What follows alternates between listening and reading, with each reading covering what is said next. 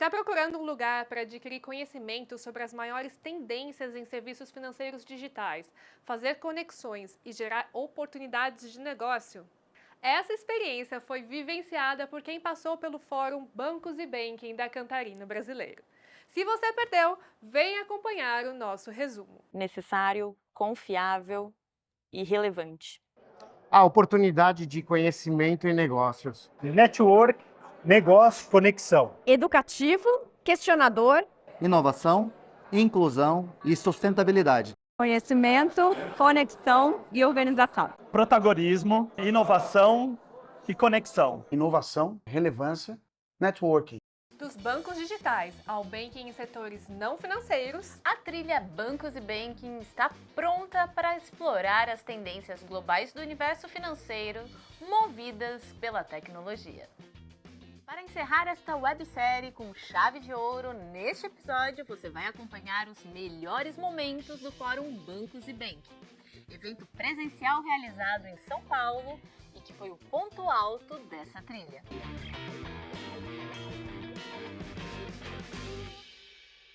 Antes de continuar, já inscreva-se no nosso canal e lembre-se de ativar o sininho para receber atualizações sobre esta websérie e outros temas relevantes sobre tendências em inovação e tecnologia no mercado financeiro. com a proposta de gerar conexões qualificadas e ampliar o conhecimento sobre as tendências globais em bancos digitais. E o processo de banking em setores não financeiros aconteceu em São Paulo, capital, o Fórum Bancos e Banking, última etapa da trilha temática da Cantarino Brasileiro. Foram 9 horas de evento e mais de 30 especialistas convidados que compartilharam conhecimento e experiências com o público em um ambiente descontraído e repleto de oportunidades. Uma experiência incrível que merece ser relembrada. Acompanhe os melhores momentos. Está oficialmente aberto o Fórum Bancos e Banking da Cantarino Brasileiro. A gente sempre vai bater nessa tecla. Pessoas, vamos cuidar de pessoas. São as pessoas que, no final, é o que é importante. E o movimento do banking, ele é um movimento que permite ampliar, dar mais acesso, mais ofertas e promover a inclusão. Tem muito desafio aqui para as empresas, porque a gente tem que tirar essa visão de que o produto e o serviço é o que faz a diferença. Ele é commodity. O que mais impacta essa principalidade é basicamente entender qual é exatamente a experiência que convence meu Vou pedir cliente. para você resumir em 1 minuto a essência do conteúdo que você trouxe aqui na sua palestra. Ó, isso aí é um desafio. Mas eu falei sobre a gente conseguir ler cenários. Acho que o mais importante nesse momento é a gente sempre estar com a visão um passo à frente, porque nos permite criar uma preparação para chegar lá, né? Então, na medida que a gente sabe e consegue pesquisar e consegue ficar antenado sobre o que pode vir ser, porque o futuro não tem garantia, mas a gente vê alguns sinais dele. Quando a gente consegue imaginar e planejar o que eu posso fazer, eu consigo trabalhar em aquilo que hoje eu não tenho, mas que eu precisaria ter. Então, acredito que quando falamos sobre o que a Mari trouxe como provocação, foi na medida que a gente consegue ampliar o horizonte, a gente consegue inovar mais e consegue atender às necessidades que estão vindo, que estão sendo replanteadas dentro do mercado e nos nossos clientes. Faz 3 anos que o Open Finance começou a ser implementado, né, pelo Banco Central. E aí, por que ele representa uma revolução no ecossistema financeiro? Acho que a primeira característica relevante sobre como está o mercado do Brasil é que o Open Finance ele veio pelo próprio Banco Central, né? Que é uma característica já bem disruptiva com relação a outros mercados, onde o mercado está transitando para poder trazer integração em produtos e serviços financeiros e atender o cliente de uma forma muito mais digitalizada, mas definitivamente muito mais eficiente para o cliente final. né? Então, o Open Finance tem a promessa de ajudar o cliente final a ele ter uma gama de produtos e serviços muito mais adaptados e eficientes para o que ele precisa e com um custo-benefício bem melhor. Agora, eu falava um pouquinho também aqui no evento que a gente está se mexendo para uma economia além do Open Finance, porque o Open Finance basicamente começa com a integração de serviços financeiros, mas nós estamos já em uma maturidade de mercado que está indo para integrar outros tipos de produtos e serviços além dos financeiros para poder atender bem o que é o objetivo do cliente final, que não é necessariamente o produto financeiro, mas que dentro da jornada precisa de instrumentos ou produtos financeiros. Então, essa economia que estamos começando a transitar aqui no Brasil é o que a gente chama de economia OpenX, que é open para o lifestyle do cliente, que é maior do que o finance. Como que você vê o Open Finance sendo potencializado pela IA? Então, definitivamente a IA vai ser a chave do sucesso, de novo nessa transição entre Open Finance e esse Open Lifestyle, porque a IA vai nos permitir não só obter os dados e conhecer o cliente, sino interpretar e dar respostas que eu falo totalmente hiperpersonalizadas, que é contextual ao que o cliente precisa. Então, não é mais só um algoritmo que ele traz respostas padronizadas, sino que traz respostas únicas para meu cliente, que também é único. Então, eu vou conseguir realmente transitar por ambientes integrados de serviços, ambientes integrados de dados que vão mudar a forma como a gente se relaciona com nossos clientes. Sim, para os clientes isso é bastante importante, porque cada vez mais as pessoas estão habituadas a terem essas expectativas atendidas e superadas pelos serviços, e quando não atende, causa até um estranhamento. Exatamente, e isso também abre uma possibilidade para não clientes, porque na medida que eu começo a conhecer o não cliente, que sempre é um desafio no mercado financeiro, é esse que não está comigo, quem ele é, quando a gente consegue, a partir de outros contextos, trazer esse conhecimento, eu também vou conseguir batalhar pela preferência desse não cliente, né? Se não houver inclusão financeira, nós não temos economia sustentável, nós não temos um planeta sustentável de forma a dar condições igualitárias para a nossa população. Construir modelos de atendimento com proximidade, entender, né, que o Brasil não é só aqui em São Paulo. Não é só restrito aos grandes centros que a gente conhece. E eu vejo, na verdade, a tecnologia como elemento fundamental para a gente romper esse ciclo de limitação de educação básica, né? A gente fazer conhecimento chegar nas pessoas. Às vezes, um produto que é desenvolvido para um público não serve para o outro. Então, como a gente consegue criar jornadas distintas para que todos os públicos tenham acesso aos nossos produtos e serviços? Por muitos anos, as áreas de compliance, legal, tecnologia eram vistas como áreas de suporte que complementavam as decisões de negócio. Nesse novo formato, para você fazer bem feita essa inclusão, acho que inverte essa relação. Essas áreas que eram de suporte passam a ser protagonistas no processo. Eu diria que o painel bastante complementar. A gente teve a oportunidade de discutir aspectos muito diferentes de finanças sustentáveis. A gente está falando de inovação, de sustentabilidade e de juntar forças mesmo, de networking e juntar forças para que juntos podemos produzir uma sociedade muito melhor dentro desses aspectos das finanças sustentáveis que foram tratados hoje. Finanças sustentáveis, eu acho que uma maneira de definir é levar para o processo de integrar considerações que são ecologicamente corretas, socialmente responsáveis, de inclusão e também viáveis economicamente em todo o processo de decisões de investimento, decisões de serviços financeiros, visando promover um desenvolvimento econômico mais sustentável. Acho que a importância disso no setor financeiro é fundamental, porque o setor financeiro permeia em toda a cadeia de valor da sociedade.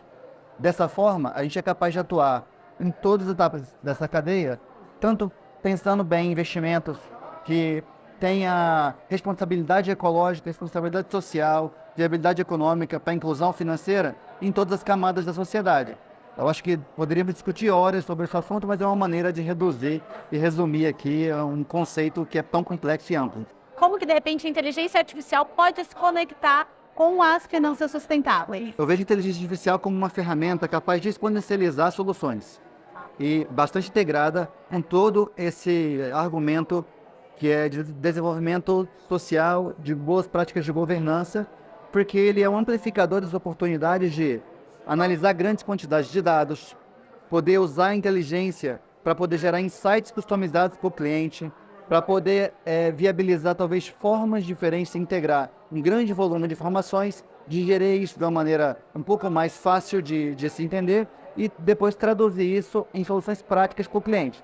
Muito importante que uma regulação muito bem estabelecida acompanhe esse processo para garantir os direitos básicos do consumidor, a Lei Geral de Proteção de Dados, e ter isso mais como uma ferramenta amplificadora de oportunidades do que um substitutivo de um público multidisciplinar, de questões de controle, de questões de governança e boas práticas, que são base para qualquer tecnologia. Mas, de qualquer forma, muito positivo e pode ser um amplificador para promover finanças sustentáveis, sem dúvida nenhuma.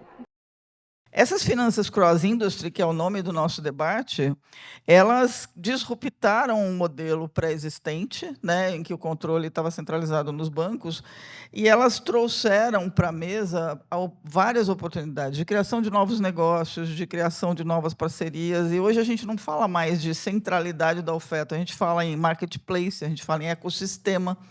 Tem duas coisas que me agradam muito nessa história. A primeira é a centralidade no cliente. E a segunda é que, quando você trabalha com esses ecossistemas e a proliferação dos dados, ela traz uma riqueza de conhecimento sobre o cliente que pode ser infinita e pode abrir muitos espaços. No nosso caso, a gente precisa de um mix em termos de produtos B2C e B2B, pelas razões que eu expliquei anteriormente. E, no B2C, especificamente, o mix de produtos tem que ser um mix que traz engajamento e rentabilização do negócio. Não adianta ser só um ou ser outro, né? Se você só tiver produtos que geram engajamento, como pagamentos, por exemplo, em algum momento você vai ser questionado pelos seus investidores, cadê o retorno do investimento? Né? E se você só tiver produtos que geram rentabilização, quem vai comprar se você não criou audiência no seu canal? E é por isso que a gente está fazendo essa forte integração esse ano com a Claro. O próprio ecossistema hoje já é um cross-industry, não só em relação a banco, mas a gente tem o property, né? A gente tem shopping centers, a gente tem uma infinidade e-commerce, uma infinidade de negócios e parceiros que apoiam todo o nosso negócio. Quando a gente fala sobre cross-industry, todos nós aqui temos uma vantagem competitiva, que é a obtenção de dados dos nossos clientes através de meios próprios. Para ter uma operação saudável, tem que ir muito além do uso desses dados, né? A gente tem que abordar assuntos de educação financeira, e a gente também não pode esquecer da cadeia como um todo, que inclui também a recuperação. O cross-industry, para mim, é a capacidade de cada uma das indústrias olharem para as oportunidades que existem nos seus negócios e trazerem serviços financeiros para serem integrados nos seus casos de uso. Por que você faz isso? O Brasil é um mundo, e vocês têm uma oportunidade privilegiada de ter um bom sistema financeiro, e pessoas que querem fazer pró-negócio, né? As pessoas estão interessadas e existe tecnologia, gente capacitada para fazer. Então, é só continuar seguindo aqui o caminho. Como a gente consegue se manter em evidência diante de tantas concorrências, diante de um mercado tão fomentado? O quanto a gente pode usar isso a nosso favor para que as nossas instituições possam ser realmente as principais dos nossos clientes? A gente tem essa mentalidade de fazer um crédito construtivo. Tá? Então, como é que, a partir dessa necessidade, a partir desse momento, a gente constrói relacionamento, a gente consegue ofertar mais linhas de crédito para esse cliente e benefícios. Tá? Então, ter essa fidelidade de uma maneira recompensada também. Só que quando a gente fala de principal ou ser o principal, a gente não pode esquecer primeiro quem a gente é, como a gente chegou até aqui. Porque principalidade é muito sobre, não só hoje, né? A gente fala muito que não é sobre uma corrida de 100 metros, é sobre uma maratona. E isso exige muita consistência. A principalidade no cliente, ela é uma história. Cada um de nós temos as nossas especialidades, as nossas qualidades, e a gente tem que explorar. Não existe mais isso de ser genérico, né? Antigamente, eu costumo dizer que a gente produzia nos bancos um produto e colocava para a massa consumir daquele jeito, né? E a gente sabia que, muitas vezes, aquilo não encaixava no dia a dia do cliente. Era como se uma imposição. Ser um canal digital para um jovem de 20 anos não é a mesma coisa que você ser um canal digital para uma pessoa de 40 anos. Começa com a fonte da letra. Você tem que saber para quem você está fazendo esse onboarding, e a UX que ele vai ter não é a mesma. Ele vai trafegar por uma jornada completamente diferente. A gente já tem esse produto de life cycle do cliente, onde a gente vai se transformando conforme o tipo de cliente que nós temos. Por que a principalidade está sendo um tema tão abordado e tão tratado por instituições do ecossistema financeiro? Nós temos uma crescente exponencial no Brasil de novas instituições de pagamento, novas instituições financeiras, e o Banco Central tem jogado a nosso favor a respeito disso, né? Então, tem sido muito facilitador para a entrada de novas instituições. Isso faz com que a concorrência seja ainda maior, o que é positivo para abrir portas para novas instituições, para oportunidade, tanto para o consumidor quanto para novas instituições. Mas precisa de um conhecimento, principalmente do que é realmente relevante para que as instituições sejam vistas como principais perante ao seu consumidor. Dentro disso, fazendo um parênteses, como você explicaria o que é principalidade numa forma para qualquer pessoa entender? Principalidade é como é que a sua instituição é vista como a principal perante ao seu cliente. Então, hoje, em média, o consumidor tem 5 instituições no celular. Eu mesma trabalho com isso, tenho mais de 20 bancos digitais no meu celular. Então, com a facilidade de ter um aplicativo, ter tudo no celular, né, a gente consegue ter acesso a mais de 5, 10, 20 bancos digitais. E com a concorrência ainda mais. Então, a principalidade é você considerar aquele banco o seu principal, aquele que você usa constantemente. Se você fosse sintetizar a essência do seu painel, assim, trazendo os pontos, as conclusões mais importantes, quais seriam? Falar de inovação, o foco do ano nesse mercado é muito interessante, principalmente quando a gente vê a diversidade, né? A gente tinha instituição financeira, a gente tinha foco em câmbio e diferentes perfis no palco. Então, nós percebemos que diante dessa diversificação, o foco no cliente ele é sempre importante para manter essa principalidade. Então, falamos muito sobre Open Finance, falamos muito sobre Super App, e que no fim do dia, se manter principal perante o seu cliente nada mais é do que você dar atenção àquilo que é relevante para ele. Então, falar de inovação e de foco em cliente num momento tão diverso, com diferentes perspectivas, é muito interessante. Mas no fim do dia, a gente percebe que se tornar principal perante ao seu cliente nada mais é do que você oferecer serviços financeiros de uma forma que para ele seja importante. Então, nada é tão genérico, né? Você não consegue atender uma grande instituição oferecendo um serviço que atenda todo mundo. Então, é importante você avaliar, usar dos benefícios da tecnologia como inteligência artificial para olhar para os dados do seu cliente de uma forma que faça sentido para a maioria. Usar o Super App a favor do que faz sentido perante a maioria do teu público. Pensar em diversificar a questão do atendimento físico com o digital, sem perder a essência do seu atendimento. Então, nós temos um grande desafio em relação à tecnologia para os serviços financeiros, mas esse desafio ele pode ser muito bem aproveitado para a evolução do mercado financeiro. Quais você considera que são os pilares da principalidade para as instituições financeiras hoje? Com certeza, atendimento ao cliente. Eu sou super adepta de manter o contato humanizado. Apesar de repente, utilizar a inteligência artificial com o apoio de ter esse contato, de agilizar esse atendimento, eu acho que a gente tem que continuar mantendo esse atendimento o mais rápido possível. Apesar da gente manter o digital, precisa desse contato, as pessoas se sentem amparadas em relação a isso. Os dados dos clientes a favor de serviços financeiros personalizados. Então, o cliente se sentir amparado também de o que faz sentido para ele, qual é o padrão de consumo, qual é o crédito que faz sentido para ele. É muito ruim você estar numa instituição e não conseguir fazer uma compra, mesmo que você seja um cliente fiel ou que você realmente seja um cliente que não tem problema de inadimplência. Então, você não se sentir olhado e cuidado pelaquela instituição. E, obviamente, a segurança. Então, quando a gente fala de cuidado com o cliente para oferecer serviços, a gente também está falando sobre ele se sentir respeitado. Então, avaliar os dados, obviamente, com muita cautela para que ele se sinta seguro. A gente está falando de dinheiro, a gente está falando de, né, não dá para pensar no digital sem pensar em as pessoas se sentirem seguras para deixar ali todo o seu patrimônio. Eu gostaria que você destacasse o que você considera essencial desse painel. Primeiro, eu acho que é fundamental aqui a gente saber muito bem quem a gente é, qual a nossa história, por que a gente faz, que a gente chama de propósito, né? Por que a gente faz o que a gente faz todos os dias. Esse é o primeiro elemento importante. O segundo elemento importante é colocar o cliente na primeira linha de tudo que você vai fazer. Então, sempre considerar o cliente como uma peça fundamental. E aí, trabalhando com empatia e com humildade, ouvindo ele, trazendo o que ele de fato sente, o que de fato ele necessita, gerando um valor. Então, a gente está aqui para gerar o valor para o cliente.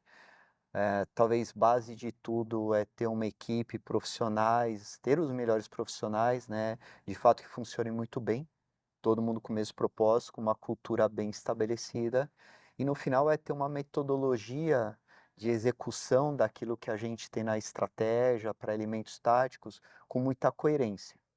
Muita coerência no sentido de ter papéis e responsabilidades muito bem definidas, de ter um plano muito bem estruturado, um acompanhamento, né, todos os KPIs, OKRs, etc., claros e transparentes para todo mundo, ter aqui um investimento importante e a execução adequada, sejam de plataformas modernizadas, mas fundamentalmente de dados, para onde a gente quer chegar, de que forma, e ter um investimento aqui importante também de como a gente fala com o cliente, né? Qual que é o front, porque isso de fato é todo esse conjunto, né? Mas de fato isso dá a melhor experiência para o cliente e isso traz a principalidade. Então isso traz o cliente, sempre quando ele pensa em alguma coisa, lembrar da gente, que a gente faz muito bem, ou que a gente já sabe que ele necessita, ou no mínimo que a gente pode apoiar, que tem alguém do lado dele, seja no ambiente físico ou digital, que tem alguma coisa, tem algum conteúdo, ou vai apoiar.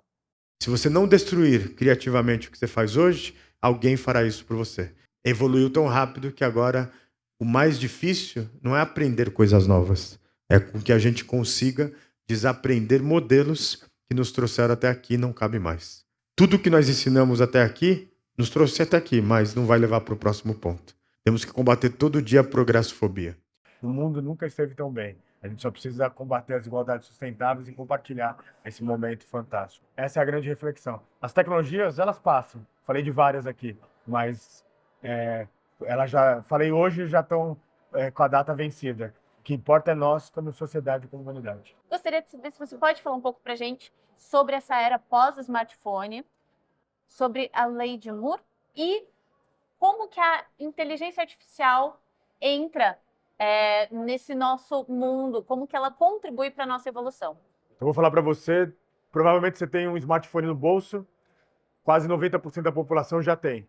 Chegamos num momento de inflexão e agora são novas tecnologias que vai ser a computação natural. A gente vai poder usar as paredes, a gente vai poder usar a mão, já tem aí a Human Eye, a Rabbit, já está acontecendo porque chegou no momento que chegamos no limite do que se pode vender de smartphones. E aí começa essa IA generativa invisível, aonde num broche você vai perguntar o que significa isso, que cada um fala no seu idioma, é o fim da Torre de Babel. Então o maior impacto, eu acho, com certeza da inteligência artificial, é quando a gente puder falar do nosso jeito, o nosso sotaque, com pessoas do mundo inteiro sem uma tradução, só usando essa IA. É o fim da Torre de Babel e de uma nova humanidade. Então, sejamos tecno-otimistas. O Banco Central soltou hoje, junto com o BIS, a quinta edição de um hackathon TechSprint, que é do G20, na verdade, e ele é todo baseado em finanças sustentáveis. E eu acho que blockchain serve muito para isso. Conectando o mundo de blockchain, tokenização e finanças, a SpaceFish nasce com o propósito de empoderar o pecuarista. Como? Basicamente, tornando o bovino um ativo digital registrado em blockchain. Passam agora a ser um potencial de alavancagem dos bancos para oferecer serviços que podem ir desde o próprio financiamento do device, do Smart Tag, até abrir linhas de crédito para o pecuarista, capital de giro. Isso gera uma informação que é importante até do contexto do SG para o frigorífico para exportar essa proteína animal. Inclusive, até para o pecuarista tem um ganho financeiro, porque um animal com essa informação agregada, ele tem um valor maior no mercado. O painel mostrou como a tecnologia blockchain é capaz de resolver problemas que são conhecidos e que até agora não tiveram uma solução. Então, a gente falou do uso da tecnologia no setor da pecuária, que tem pouquíssimo acesso a crédito e a seguros, porque a pecuária produz gado, gado se mexe, gado morre, você não tem exatamente um controle daquilo. Então, a blockchain, ela, aliada a outras tecnologias, ela consegue ter dados muito precisos e confiáveis para que esses pecuaristas tenham um acesso melhor ao crédito, em condições mais favoráveis e também a seguros. Essa é só assim, uma primeira fase, né, do que a gente vê, mas depois para se poder criar outros produtos e serviços. Vocês mencionaram também um pouco sobre o desafio da conexão nessas áreas onde a pecuária se desenvolve E eu achei muito interessante a resposta que foi trazida no painel. Você pode comentar, Paul? Esse é um problema verdadeiro, que a gente sabe no Brasil como que é, mas acho que a própria Space Bees, que foi o caso que a gente trouxe, eles mesmos fornecem soluções para isso. Então, hoje em dia, já não é mais um impeditivo para você ter esse tipo de solução que a gente acha, que a gente entende como tecnológico-financeira, né, desse setor. A gente tem vivido um momento de expectativas em relação à regulamentação dos ativos digitais. Tem essa expectativa em relação ao DREX chegando. Como que você vê a oportunidade dos bancos digitais, em agregar esses ativos digitais ao portfólio? A gente já tem visto, assim, todos os bancos praticamente estão se preparando para esse movimento. Eu sempre digo assim, quem ainda não anunciou, de alguma maneira está envolvido nisso. A gente tem 2 movimentos, como você falou, que é a regulamentação dos ativos digitais. O Banco Central está preparando essa regulamentação, a expectativa é que ela esteja pronta já no segundo semestre do ano. E acho que isso vai dar segurança para as instituições financeiras, para os clientes, para as instituições para oferecerem, para os clientes para quererem esses ativos. Então, enfim, vai ser um encontro aí de interesses. O DREX, bom, a gente acho que teve um hype aí do DREX. Vai sair no final de 2024, começo de 2025, mas assim, não é fácil você adotar uma tecnologia tão nova numa coisa tão importante e tão grande como o sistema financeiro brasileiro. Isso não é uma coisa trivial. O Brasil está testando algo que não é todo mundo que está testando, então acho que vai sair, talvez não na velocidade com que as pessoas queiram, mas enfim, acho que não vai ser mais no final desse ano, mas ela vai sair, e vai sair faseado, né? O que a gente mais imagina é que vai sair assim, como o Pix, sabe? Você teve um primeiro Pix, depois o outro tipo de Pix, depois o outro, então acho que é isso que a gente está imaginando que vai ser o DREX também.